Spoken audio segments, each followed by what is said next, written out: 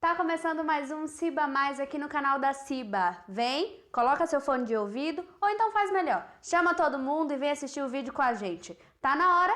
Chega mais!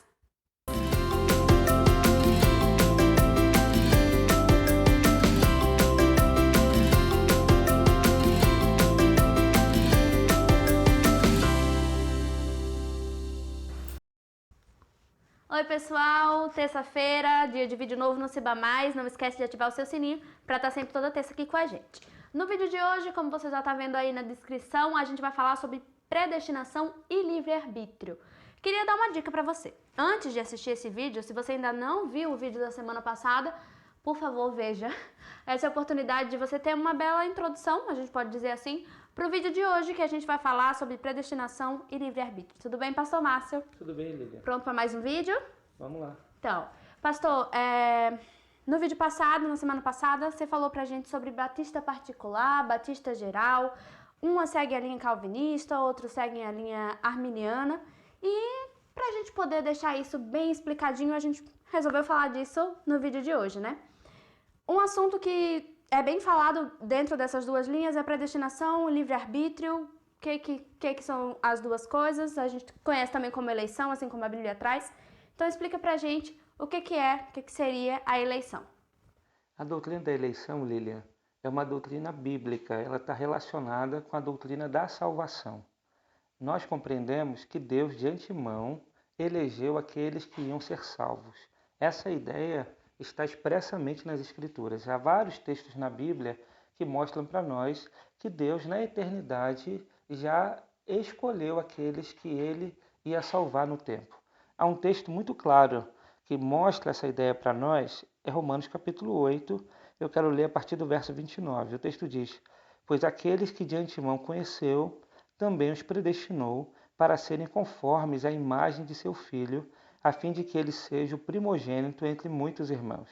E aos que predestinou também chamou, aos que chamou também justificou, aos que justificou também glorificou."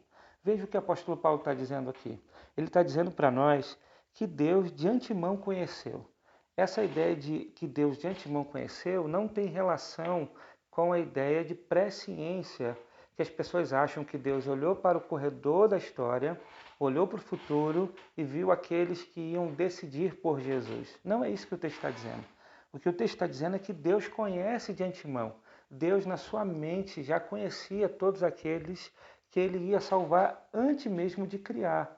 Deus de eternidade a eternidade é um Deus onisciente, onipotente, onipresente. Então ele conhece todas as coisas, ele já conhecia cada um de nós. E o texto diz então que esse que Deus conhece, esse que está na mente de Deus, ele predestinou para ser a imagem de seu Filho. E aí o texto vai dizer que aqueles que Deus predestinou também chamou. Então o que Deus fez na eternidade, ele chama no tempo. E esse que ele chama, ele justifica. E o que justifica, ele vai glorificar. Então o texto mostra que a salvação é um processo que começa na eternidade e termina na glorificação. É um processo completo da parte de Deus. Há um outro texto da Bíblia, em Efésios capítulo 1, que vai mostrar que essa predestinação foi em amor. Deus fez isso em amor para o louvor da sua glória. Efésios capítulo 1, deixa eu abrir para ler. O texto diz assim: "Porque Deus nos escolheu nele, antes da criação do mundo, para sermos santos e irrepreensíveis em sua presença, em amor nos predestinou para sermos adotados como filhos por meio de Jesus Cristo, conforme o bom propósito da sua vontade, para louvor da sua gloriosa graça, a qual nos deu gratuitamente no amado." Então o texto de Efésios vai dizer que Deus nos escolheu nele antes da criação do mundo e nos predestinou para ser adotado como filhos em Jesus Cristo. E isso tudo para o louvor e glória do Senhor. Então a predestinação, a eleição, são doutrinas bíblicas. A Bíblia deixa isso muito claro. Qual a dificuldade de se compreender essa doutrina? É porque as pessoas pegam esta doutrina e colocam em choque com a doutrina do livre-arbítrio, com a ideia do livre-arbítrio. Certo, pastor. Então, aproveitando que o senhor já entrou no assunto do livre-arbítrio, vamos para a segunda parte do nosso vídeo de hoje. A segunda pergunta é sobre o livre-arbítrio. Queria que o senhor explicasse para a gente, assim como explicou a eleição, agora o outro lado da moeda. Quando a gente fala de livre-arbítrio, a gente precisa entender que há um sentido teológico para a palavra. A gente está tratando aqui da doutrina da salvação.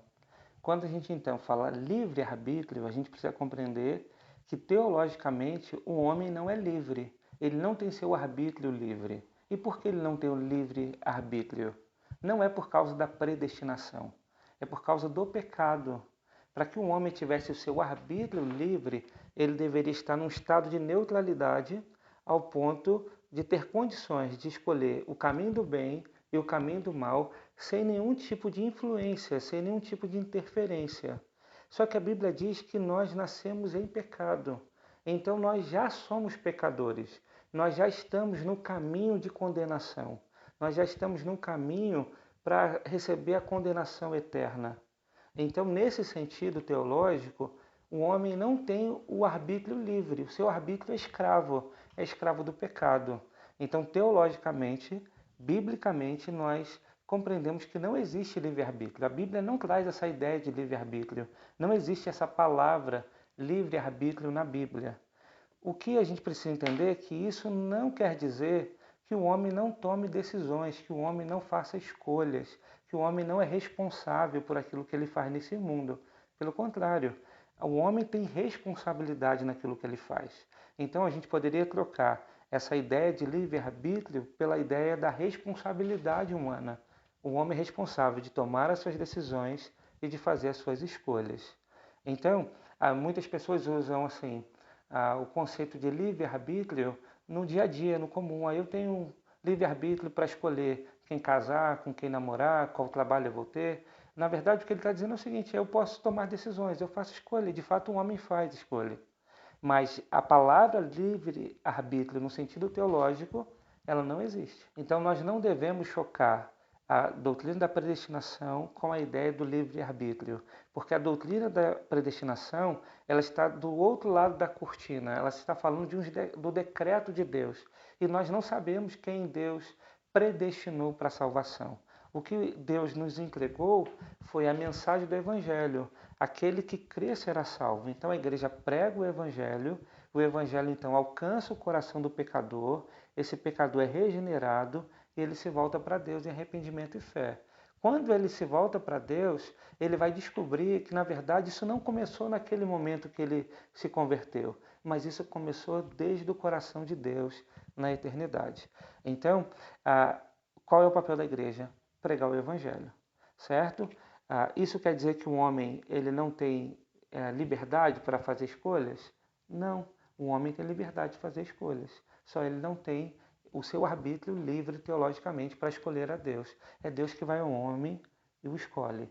É Deus que vai ao homem e traz ele, tira ele do império das trevas, do reino da morte e traz ele para Cristo, para o reino da luz.